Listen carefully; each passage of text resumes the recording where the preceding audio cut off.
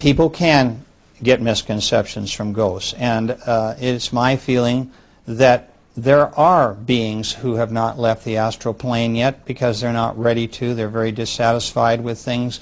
Maybe they were murdered. They want to find vengeance and so forth. They're not forced into the spirit world. Usually they're taken by the hand when they're ready and taken into the spirit world. I might also say that there's another element of this that's kind of unique to my own work in terms of ghosts.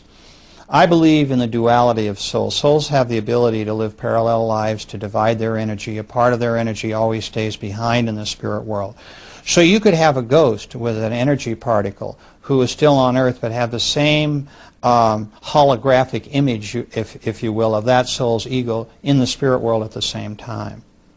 So we never stop learning, and we never actually are totally disconnected from the spirit world.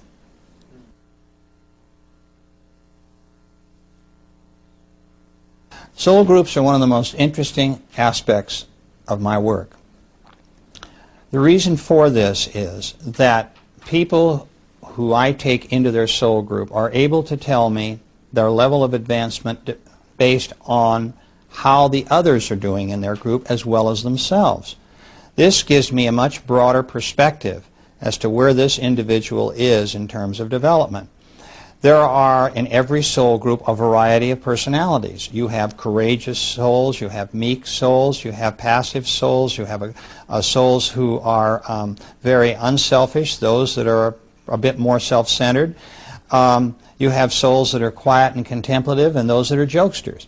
So from that information, I'm able to determine psychologically a lot about the type of group that my client comes from and what I might be able to do to help them in terms of their life lessons and purpose. But it's fascinating, too, from another standpoint, because we don't all progress in the same, at the same speed, in the same way, in the same areas. I like to point out that I had one man that took him between 4,000 and 5,000 years to conquer jealousy. He is not a jealous person in this life. He is intolerant as hell, and that's what he's working on now, but he's not jealous. And so that was his particular difficult hurdle to get over. And yet there are people in his soul group that were always very tolerant, and they have tried to help him between lives. So this is what I mean about rates of progression. And yet I find that the whole soul group pretty generally belongs in a certain niche as far as development, and they're all going to kind of move forward together. Some a little faster than others, others will be a little slower, but essentially they're all at about the same level. Essentially, in the beginning of our many, many existences, it's about learning lessons. It's about improving, understanding where we are in terms of our development and where we need to go. And the reason that that's such an important question is that many, many people that I work with incarnate on other worlds and are in other dimensions besides Earth. Earth has a particular difficulty in that we have amnesia. Our human minds set up an amnesic block when we come into this world so that we, in fact, don't have any knowledge that we can recall readily about the spirit world or our spirit guides. Interestingly enough, it's not so true with young children. You see a little boy or girl playing in a sandbox, 1 year old, 2 years old, and they're having these imaginary playmates which may not be so imaginary.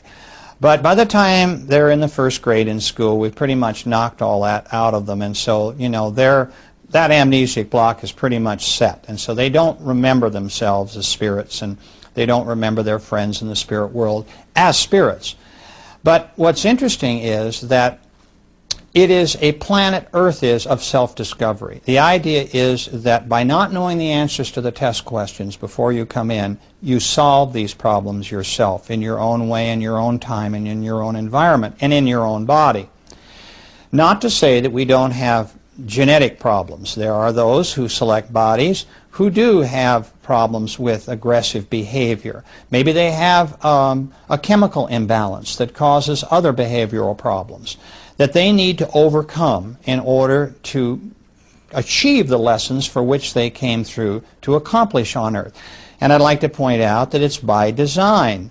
Everyone in every body has selected that body. They knew in advance what the body was going to be like to a certain extent, and they chose that body with the help of their guides in order to achieve certain lessons. But these same folks can also incarnate on other planets where there is no amnesia. They can be flying creatures. They could be undersea creatures who are very intelligent. They could be interdimensional shadows. They can be flames. They can be water or gas-like creatures. There are all different ways in which we can progress and learn and understand about who we really are and the power of our energy. Earth is only one school.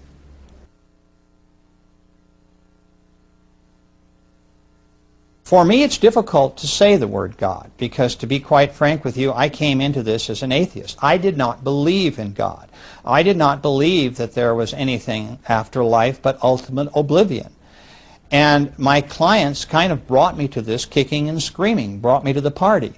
And it was only after years of work with them and the consistency of the reports and knowing what I do about hypnosis and doing the work and research myself that has finally brought me to the point today where I can say that I believe in a power greater than myself, a source for all life and all intelligence.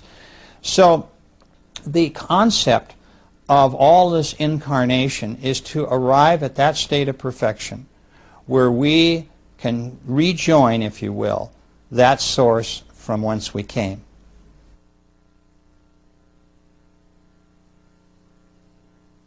This is one of the most jovial parts, if I could call it that, of my work. Some people think that I spend a little too much time with this and make too light of it. I believe that it's important that everybody know that the spirit world is a place of humor and fun. It is not all business. It is not all the kinds of things I describe in some of my chapters about energy work, creation work, learning to cope with our lessons in classroom type situations. There's a lot of that.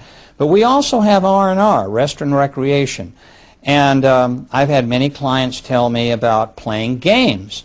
Some of the games I hear are like Red Rover, where sides will line up opposite each other and come crashing together as balls of energy in order to unite and blend their intelligent energy. And it's kind of like playing bumper cars. Others will talk about a dodgeball game where they will throw bolts of energy at each other, or playing tag, these kinds of things. And there's a lot more esoteric type games where they can go to other worlds where there is no human life, for example, and frolic, if you will, on that world as spirits who are not there to learn lessons but to simply have fun with each other. And they play. So once in a while when I give a speech about the fact that there is a lot of humor and play in the spirit world, some people get a little upset because they think it all should be very, very serious. And I find that that's just not true.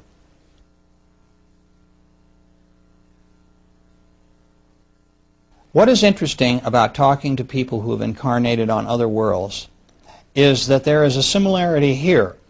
Now, it may be that those people who come to Earth also like to go to certain other worlds because what it is that appeals to them about Earth may also be appealing in terms of another kind of environment that's rather similar. For instance, when I'm talking to large audiences, I ask in the audience how many people in this audience have had dreams where they could fly. Usually 75% of them will raise their hand. Then I will say, how many of you have had dreams where you can swim underwater and breathe, and that you're a very intelligent life form? About half will do that. Then I really narrow the field down. I will ask how many have been giants in their dreams, where everything else is smaller than they are. Only a few hands. And then I might ask how many have been really tiny, tiny beings where everything else is larger than you are, and just one or two out of a group of 100 or 200 people. And what this indicates is, and our dreams do tell us an awful lot about our former experiences, is that many people who incarnate on Earth also incarnate on flying and water worlds. And so I've had a number of clients that have talked to me about being flying creatures, highly intelligent flying creatures, on other worlds and what those worlds were like. And the same for water and how they can swim deep into an ocean kind of atmosphere and how there's cities under the ocean. And they look like not whales or dolphins so much, although there's some of that, but creatures that are so strange that we see them only in mythology.